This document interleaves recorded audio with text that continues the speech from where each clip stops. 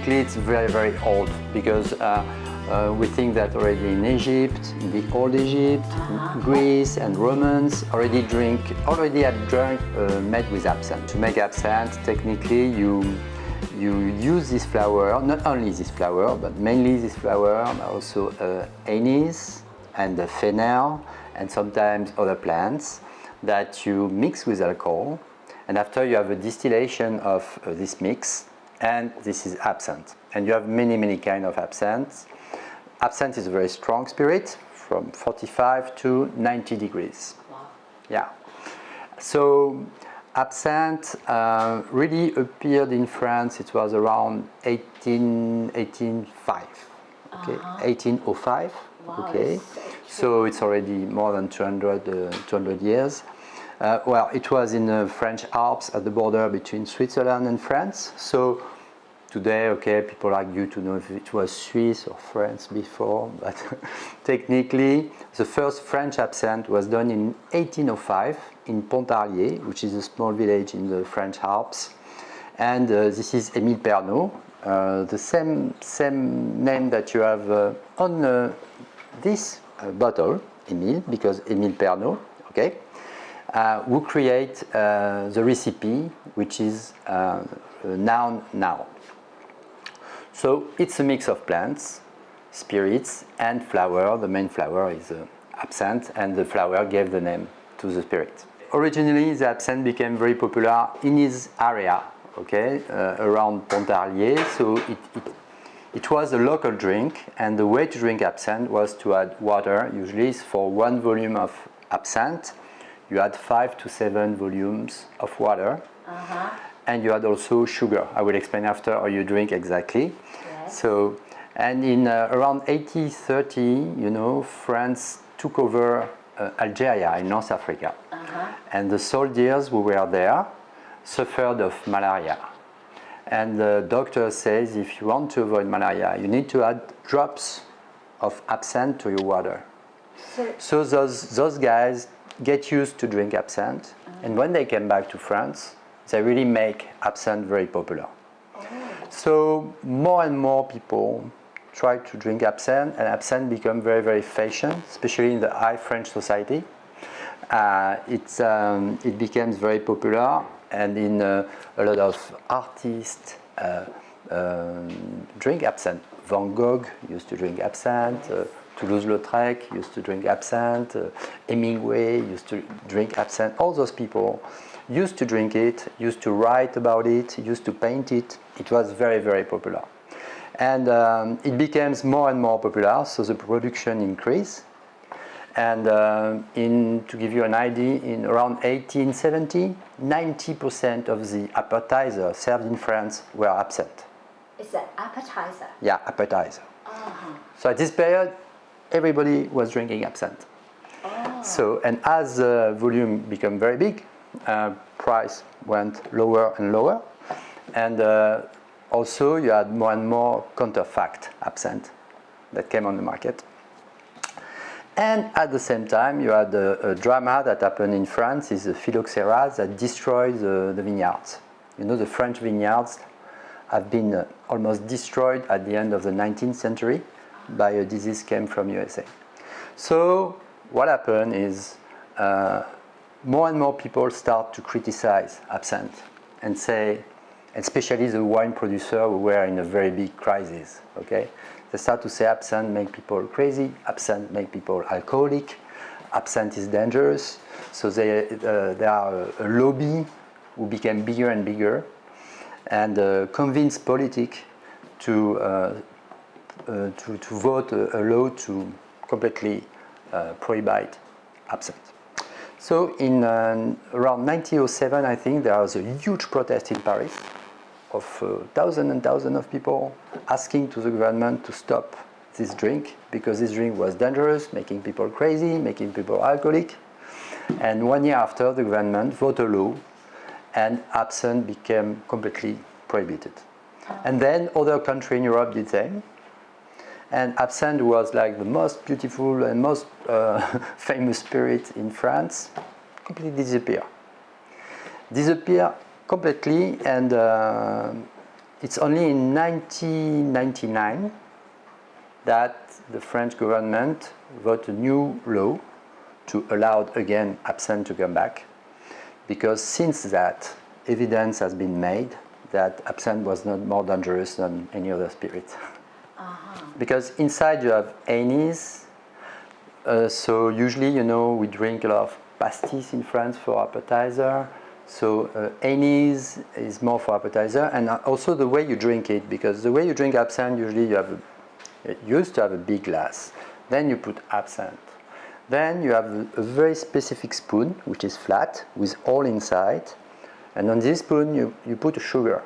So you put the glass, you put the spoon, you put the sugar, and in this beautiful fountain you have water, fresh water. And when you turn this one, the water very, very slowly goes through the sugar and mix with the alcohol. And when the sugar disappears, this is the moment to drink absinthe. So it takes time to drink absinthe, and it's a kind of ceremonial. So it's something people get used to do before to go dinner or in the bar in the afternoon, and because first it's beautiful to see, and they all give some kind of magical power to this spirit.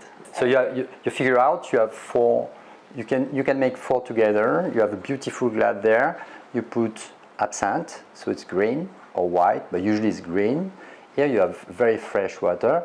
On the top of the glass you have a beautiful flat spoon. It's not really a spoon, something flat, very well designed with hole inside. You put sugar. You open. Then the water is going to come very, very slowly through the sugar and mix with the absinthe. And then the absinthe slowly changes of color. And when the sugar completely disappears, the absinthe is ready to drink. So it takes time. It's nice to look, and it's very good to drink. And all those, for example, Van Gogh used to drink absinthe before to paint.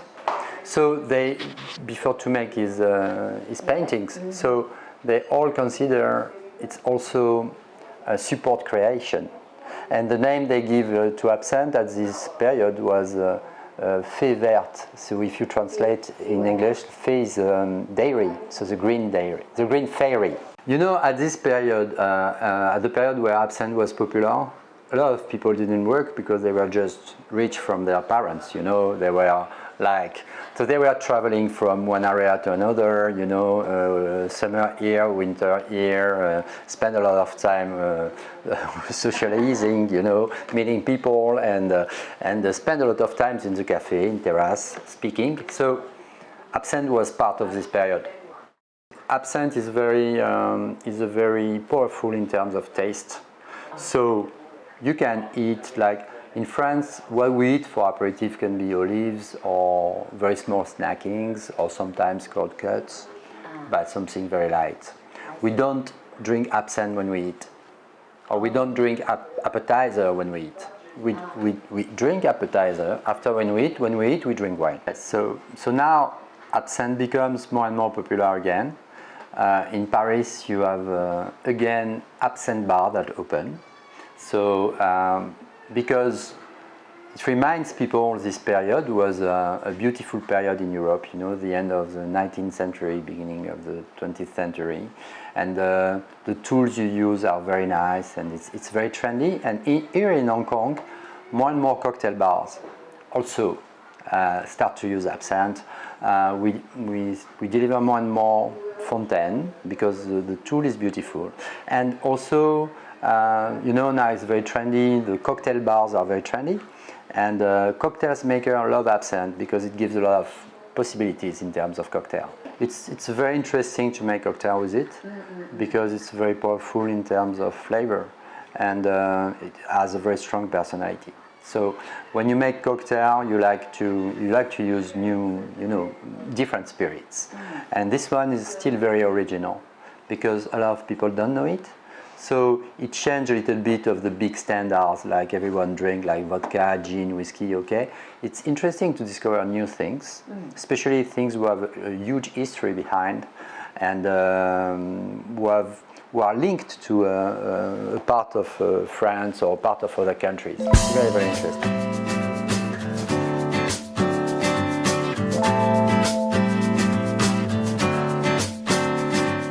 oldest spirit in France, yes, more than 700 years old. Like most of the spirits, before it was a medicine. So you used to take it to cure yourself when you're not very well. And for example, my old mother, who still lives in the south of France, she's drinking a little glass of Armagnac every day, and she's in very good shape. So it was first a medicine, and so Armagnac, it's done with wine. We call Armagnac and Cognac, we call them the king of the spirits, because they are the most difficult to do. Because first you need to do wine, and wine is not easy to do, and you do wine with very specific grapes in a very specific area. For Armagnac, which is the southwest of France, very small area in the southwest of France, in the Gers.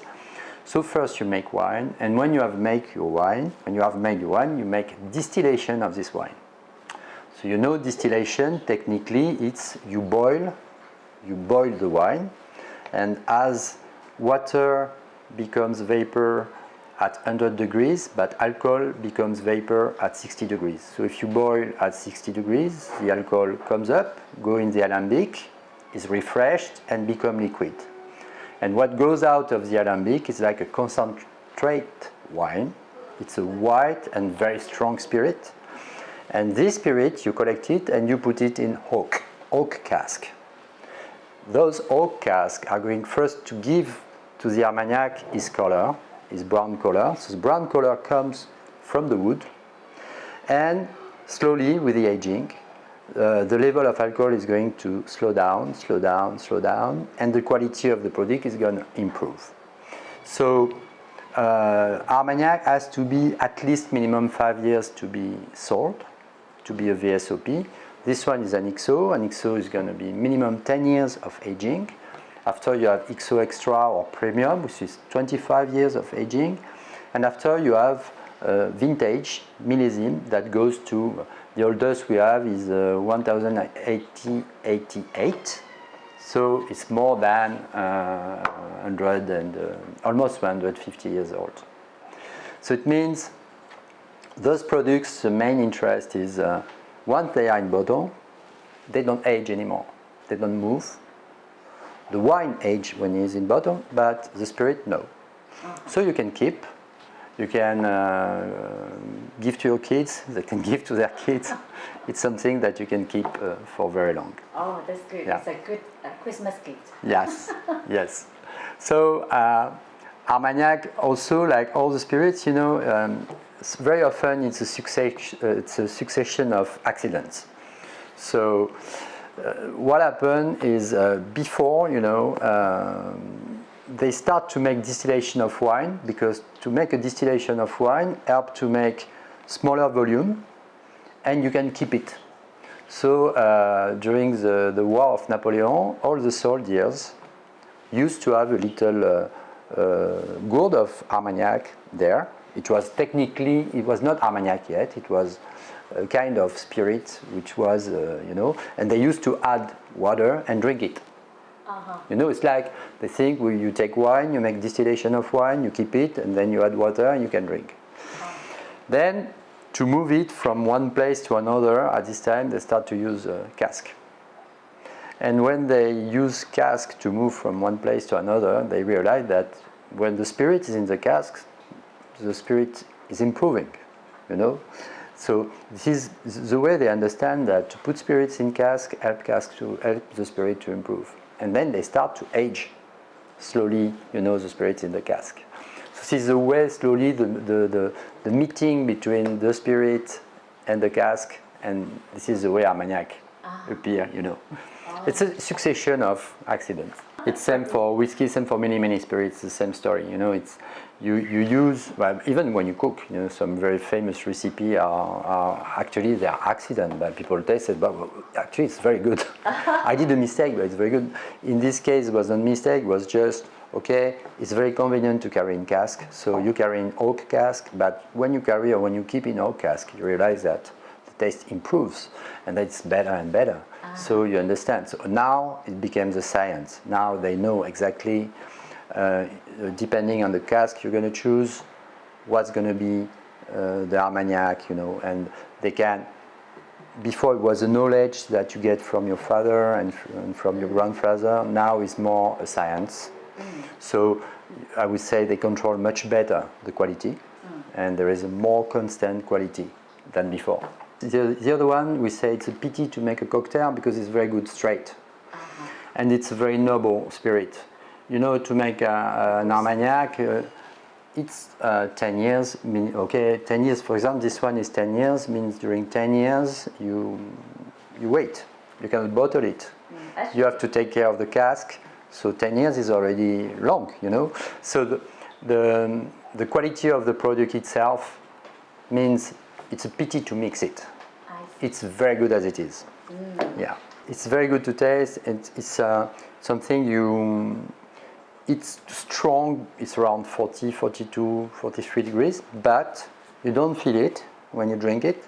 It's very smooth, and you can drink. It will not make you drunk. Of course, not the bottle, but if you drink 2, 3, 4 Armagnac, it will be very, very nice. So you suggest that every day a glass, like this? Yes, in the morning when you wake up.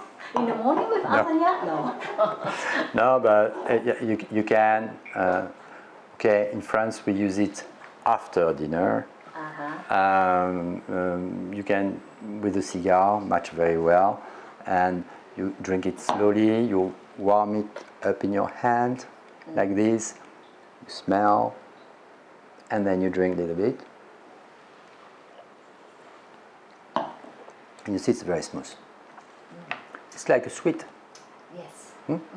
Very smooth. The taste you have is the original taste of the wine, okay? Because those grapes, the grapes they use for Armagnac are very rich and flavored grapes. It's a grape from south of Gascony. It's almost the same grape you use for Cognac, almost. And so you have the first taste of the wine. That's why what we call the Blanc, the product that comes out of the alembic, is already very flavored, very, very flavored. And then you add the richness of the wood. And oaks, you know, are beautiful trees. They can live more than 1,000 years. They grow very slowly. So the oak you use to make cask, those trees are already 200, 250 years old. Then the wood is, the way you dry the wood is natural. So it takes 300, 350 years to have a tree to make the oak of the cask. So it gives a lot of flavor to the spirit. So the first year you use new cask, and after 1 year of aging you use old cask, cask in which you had Armagnac before. So the first year there is a strong exchange between the fresh wood and the Armagnac, and after it's smoother because the wood has already Armagnac before, so the exchange is smoother, and then it takes time. With time, the level of alcohol, what we call angel part, is leaving because the wood, of course, is not completely aromatic, so the alcohol is leaving, so the degree slowly declines, and it can naturally decline to 40 degrees, and if it doesn't, when you bottle it, you just add distilled water. It's a mix of distilled water and alcohol to bring him to the good alcohol. We call it reduction. It's the same thing for all spirits.